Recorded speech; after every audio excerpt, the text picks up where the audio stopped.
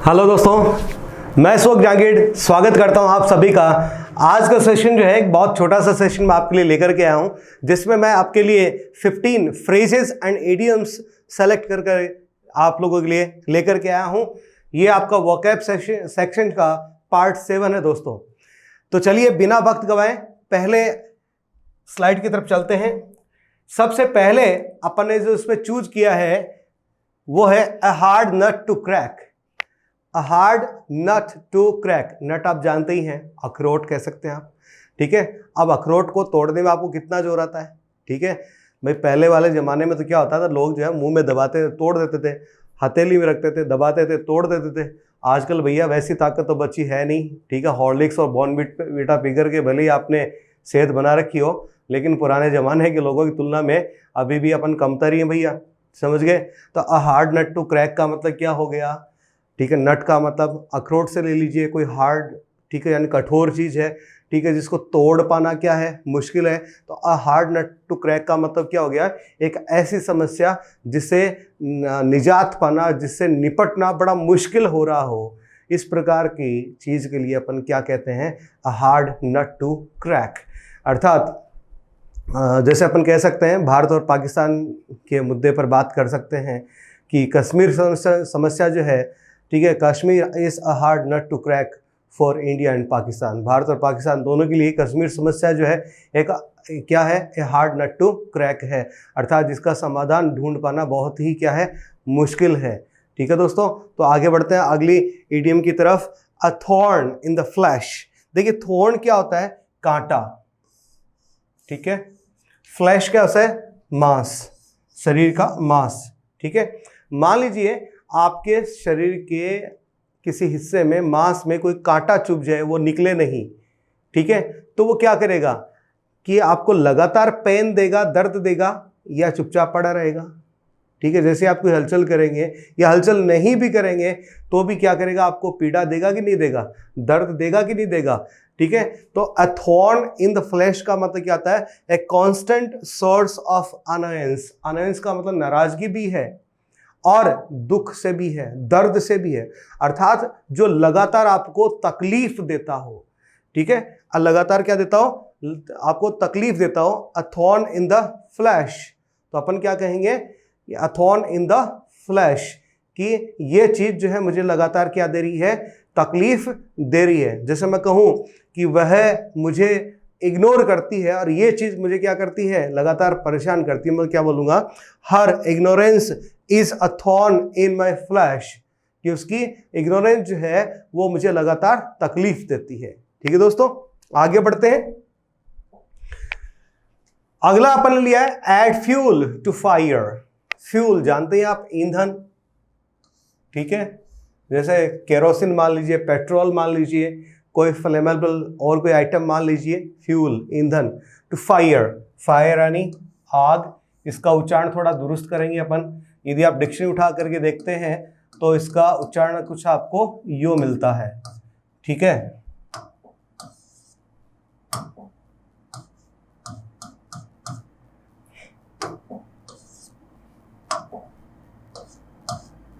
Yo,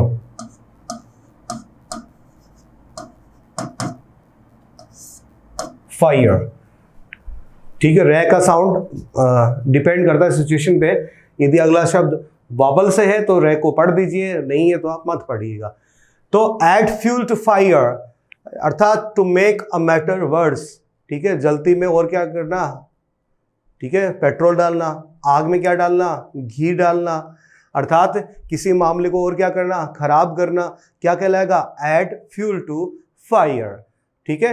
add fuel to fire, कि भारत और पाकिस्तान के बीच में भैया शांति पड़ी है और इसमें आप क्या कर रहे हैं, गोलियां चला रहे हैं, तो आप क्या कर रहे हैं, ठीक है, जो झगड़ा जो थोड़ा रुका था, मैटर जो खराब तो पहले से था, आप उसको और क्या कर रहे हैं, खराब कर रहे हैं, ठीक है। तो ऐड फ्यूल टू फायर। आगे बढ़ते हैं, एन आर्म चेयर जॉब। अब आर्म चेयर, ये तो आपने बिल्कुल फिल्मों में देखा होगा, एक रोलिंग चेयर होती है, बिल्कुल आराम से आप बैठ करके इस पर रोल करते हैं आगे पीछे, ऐसा हाँ बड़ा मजा सा आता है। आर्म चेयर, ठीक है, ठीक है, एक कुर्सी जिसपे आर्म लगे होते हैं, आप अपने हाथ टिकाते हैं, एन आर्म चेयर जॉब, यानी कुर्सी है उस पर आप बैठे हैं, ठीक है, उस पर बैठ के आप अपना जॉब कर रहे हैं, दैट मीन्स मजे से जॉब कर रहे हैं, आपको कहीं पर कोई तकलीफ नहीं है। अर्थात एक ऐसा जॉब जिसमें आपको काफ़ी कंफर्ट हो और उस कंफर्ट के साथ काफ़ी पैसा भी हो। ठीक है, इस प्रकार की जॉब को अपन क्या कहते हैं, N arm chair job. N arm chair job, जैसे अपन कह सकते हैं कि being an IAS officer is an arm chair job, कि आईएएस ऑफिसर होना क्या होता है, एक आर्म चेयर जॉब का होना होता है। Good income job with high comfort, बहुत ज्यादा कंफर्ट हो और अच्छी खासी इनकम हो, इस प्रकार की जॉब के लिए अपन इसका इस्तेमाल करते हैं। चलिए आगे वाले स्लाइड पे चलते हैं और देखते हैं अगला शब्द क्या है। हा, बड़ा खूबसूरत शब्द आया है आपके सामने, एन ओल्ड फ्लेम। ओल्ड पुराना, फ्लेम का वैसे अर्थ होता है आग की लपट, शाब्दिक अर्थ पे जाते हैं तो इसका अर्थ क्या होता है, आग की लपट। लेकिन दोस्तों ये आग की लपट नहीं है, ठीक है, इसका मतलब क्या होता है, पुराना प्यार। इसका अर्थ क्या होता है, पुराना प्यार। जैसे मैं कहूं कि Rekha is an old flame of Amitabh Bachchan, कि रेखा क्या रही है, अमिताभ बच्चन का पुराना प्रेम रही है, यदि मैं ऐसा कहूं तो। ठीक है भाई, कोई पब्लिश मत कर देना यार, थोड़ा बचा लेना मेरे को, ठीक है, थोड़ा ध्यान दीजिए इधर मैं क्या कहना चाह रहा हूं। N old flame, a person one had a romantic relationship with in the past, अर्थात कोई व्यक्ति जिसके साथ में हमारा रोमांटिक रिलेशनशिप रहा है पास्ट में, अर्थात हमारा पुराना प्यार। क्या कह सकते हैं इसको आप, पुराना प्यार, ओल्ड लव आप कह सकते हैं। किसी व्यक्ति के लिए आप इस तरह से यूज कर सकते हैं। ठीक है भैया, सोच समझ के यूज करना, ओके, मेरी कोई गारंटी नहीं है इसमें। चलिए आगे देखते हैं। An old head on young shoulders, बिल्कुल आपको थोड़ा समझ में आ गया होगा। ओल्ड हेड यानी बूढ़े व्यक्ति का सर, बूढ़े व्यक्ति से मतलब क्या है, अनुभवी होना। यंग शोल्डर का मतलब क्या है, जवान कंधे, जवान कंधों के ऊपर बूढ़ा सर। ठीक है, तो आप समझ पा रहे होंगे, अर्थात कोई व्यक्ति जो जवान है, ठीक है, सर, ओल्ड हेड। ठीक है, ओल्ड हेड का मतलब एक्सपीरियंस्ड हेड, अर्थात जिसकी उम्र कम हो लेकिन अनुभव क्या हो, ज्यादा हो। या फिर कोई छोटा बच्चा या फिर कोई व्यक्ति जिसकी उम्र कम है लेकिन अपने उम्र से अधिक अनुभवी व्यक्ति की तरह से बात करता है। या छोटा बच्चा जब बड़े लोगों की तरह से बात करता है तो हम उसके लिए क्या कह सकते हैं, an old head on young shoulders, अर्थात अ चाइल्ड और young person who thinks and talks like an elder and experienced person, अर्थात कोई बच्चा या कोई व्यक्ति जो अपने से अधिक उम्र के अनुभवी व्यक्ति की तरह से सोचता है, बात करता है, व्यवहार करता है। ठीक है, उसके लिए अपन क्या यूज करेंगे, an old head on young shoulders. Okay दोस्तों, समझ गए होंगे आप इस चीज को। आगे बढ़ते हैं। आगे हमने तीन जो अगली जो इडियम्स ली हैं वो एप्पल जो फ्रूट है उनसे रिलेटेड है। ठीक है, तो पहला देखिए, एप्पल ऑफ डिस्कॉर्ड। डिस्कॉर्ड का मतलब क्या होता है, जहां पर आपस में तारतम्यता नहीं होता है, सामंजस्य नहीं होता है। जहां पर सामंजस्य नहीं होता है वहां पर क्या होता है, झगड़ा होता है। तो जहां पर झगड़ा होता है, एप्पल ऑफ डिस्कॉर्ड, डिस्कॉर्ड का मतलब झगड़े से है। तो झगड़े की जड़ जो होती है, अर्थात मैटर ऑफ डिस्प्यूट, ठीक है, झगड़े की जड़ जो है, झगड़े के कारण जो है, उसके लिए अपन क्या बोलते हैं, एप्पल ऑफ डिस्कॉर्ड। क्या बोलते हैं, एप्पल ऑफ डिस्कॉर्ड। इसको अपन बोन ऑफ कंटेंशन भी कह सकते हैं दोस्तों। ये आगे हालांकि मैंने इडियम लिया है, मैंने पहले लिख दिया इसको आपके सामने, बोन ऑफ कंटेंशन भी आप इसको कह सकते हैं, जिसका मतलब होता है झगड़े की जड़। ओके, तो apple of one's eye, next देखते हैं। एप्पल ऑफ वंस आई, किसी आंखों की सेब होना तो नहीं होता। हमारे यहाँ हिंदी में कहा दूसरी है, इंग्लिश में अलग है भैया। ठीक है, हम हिंदी में क्या कहते हैं, किसी की आंखों का तारा होना। क्या होना, किसी की आंखों का तारा होना, दैट मीन्स किसी को बहुत ही ज्यादा प्यारा होना। हम किसी के लिए बहुत ज्यादा प्यारे होते हैं, डियरेस्ट होते हैं, लवेबल होते हैं, तो हम उसके लिए क्या है, आंखों के तारे हैं। ठीक है, उसी प्रकार से बच्चे जो है अपने माँ बाप के लिए क्या होते हैं, आंखों के तारे होते हैं। अक्सर अपन कहते हैं वह तो अपने माँ बाप की आंखों का तारा है। तो वेरी लवेबल या डियरेस्ट वन। ठीक है, जैसे my daughter is my apple, sorry, my daughter is apple of my eye, जैसे my son is an apple of my eye, मैं यूँ कह सकता हूँ कि मेरा बेटा या मेरी बेटी जो है वो मेरी आंखों का क्या है, तारा है। ठीक है, चलिए आगे बढ़ते हैं। Apple pie order, apple pie order का मतलब क्या होता है, सलीके से जमाना, बिल्कुल किसी व्यवस्थित क्रम में होना, अर्थात इन गुड कंडीशन, सारी चीजें बिल्कुल नीट एंड क्लीन है, एकदम से ऑर्डरली है। ठीक है, तो उसके लिए अपन क्या कहेंगे, एप्पल पाई ऑर्डर। ठीक है दोस्तों, आगे बढ़ेंगे, चलिए आगे देखते हैं। At one's fingers ends, ends का मतलब क्या होता है, किनारे, ये अंतिम पोर जो है, छोर जो है, उनके लिए एंड्स का इस्तेमाल हुआ है। तो कई बार अपन यहाँ पर एंड्स की वजह टिप्स भी यूज कर देते हैं, और ज्यादातर टिप्स शब्द को ही हम यहाँ पे काम में लेते हैं। एट वंस फिंगर्स एंड्स या एट वंस फिंगर्स टिप्स, अर्थात किसी की फिंगर टिप्स पे होना। इस चीज को, इस इडियम को हम कब काम में लेते हैं, जब हमें ये कहना होता है कि टू हैव कंप्लीट नॉलेज या टू बी एक्सपर्ट इन, कि आपको किसी चीज का संपूर्ण ज्ञान होता हो, आप किसी चीज के एक्सपर्टाइज हैं, किसी चीज में बिल्कुल एक्सपर्ट हैं, बहुत ही कुशलता दक्षता रखते हैं, सारी चीजें आपको बिल्कुल ऐसे अंगुलियों पे याद है। अपन कहते हैं ना, हिंदी में कहते हैं कि उसको तो सारी चीजें अंगुलियों पे ऐसे ऐसे याद है। That means he has a complete knowledge of something. तो किसी चीज का संपूर्ण ज्ञान रखना होता है, कोई व्यक्ति किसी चीज का संपूर्ण ज्ञान रखता होता है, तो हम उसके लिए कह सकता है, क्या कह सकते हैं, एट वंस फिंगर्स एंड्स या at one's fingers tips, that he has the knowledge of English at his fingers tips या fingers ends। ओके, आगे बढ़ते हैं। a man of straw, straw सरकंडे, ठीक है, आप जानते ही हैं। घास फूस, स्ट्रॉ, तो घास फूस का कोई आदमी होता है क्या, देखा क्या आपने, बिल्कुल देखा होगा, खेत में बिजू का ऐसे हाथ करके खड़ा होता है। ठीक है, ए मैन ऑफ स्ट्रॉ, क्या उसमें जान होती है, नहीं। क्या बिल्कुल ऐसे दुबला पतला होता है, हाँ। क्या उसकी कोई खुद की इच्छा होती है, खुद की कोई आवाज होती है, नहीं।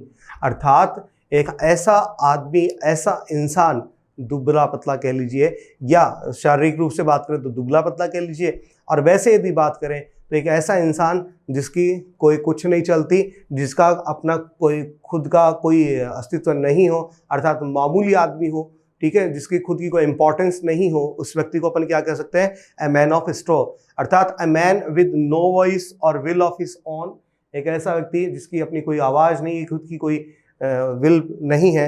ए मैन ऑफ नो सब्सटेंस, अर्थात बिल्कुल तुच्छ आदमी, बिल्कुल मामूली सा इंसान जो है, उसके लिए अपन कहते हैं ए मैन ऑफ स्ट्रॉ। आगे देखें, be born with a silver spoon in one's mouth, ये तो आपने बिल्कुल सुना ही होगा हिंदी में भी, कि वह व्यक्ति तो मुंह में चांदी का चम्मच लेकर के पैदा हुआ है। ठीक है, Rahul Gandhi is born with a silver spoon in his mouth, Rahul Gandhi जो है अपने मुंह में चांदी का चम्मच लेकर के पैदा हुआ। दैट मीन्स किसी अमीर खानदान में जन्म लेना। ठीक है, अर्थात to be born in a rich family, किसी अमीर परिवार में जन्म लेना, अमीर कुल में जन्म लेना, ये आप बहुत ही अच्छे से जानते होंगे इसके बारे में, तो ज़्यादा इसके बारे में बात करने की आवश्यकता नहीं है। अगला शब्द बड़ा आपके लिए इंटरेस्टिंग हो सकता है, दैट इज ब्लाइंड डेट। ये आजकल शब्द जो बड़ा चलन में है, ठीक है, युवा लोगों को, लड़कों को, लड़कियों को बड़ा पसंद आएगा शायद ये शब्द, ब्लाइंड डेट। ठीक है, ब्लाइंड का मतलब जहां आपको कुछ भी नहीं पता है। ब्लाइंड का वैसे शब्द का अर्थ क्या होता है, अंधा, जहां आप अंधे हो जाते हैं, इसका मतलब ये नहीं है। ब्लाइंड का मतलब क्या है, जहां आपको कुछ नहीं पता, यू डोंट नो एनीथिंग।